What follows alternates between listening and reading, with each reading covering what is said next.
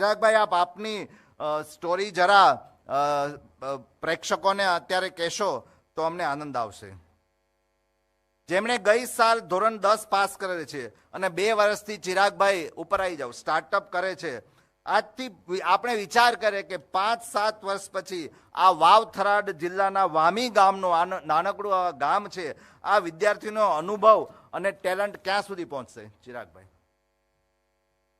Hello, નમસ્તે. મારું નામ ચિરાગ જોશી છે. હાલ 11th સ્ટાન્ડર્ડમાં અભ્યાસ કરું છું.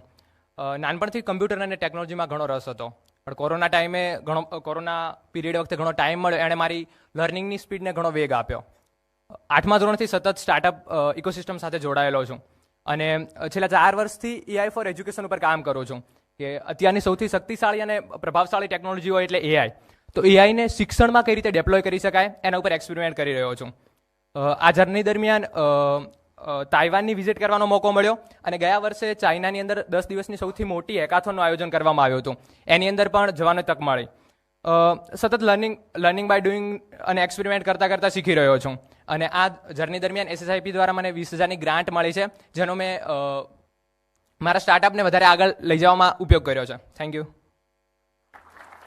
ખૂબ સરસ ચિરાગભાઈ, આપને આપની ઝળહળતી કારકિર્દી માટે ખૂબ શુભેચ્છાઓ પાઠવું છું કે આપે આટલી નાની ઉંમરથી આ સ્ટાર્ટઅપ ઇકોસિસ્ટમમાં પ્રવેશી રહ્યા છો.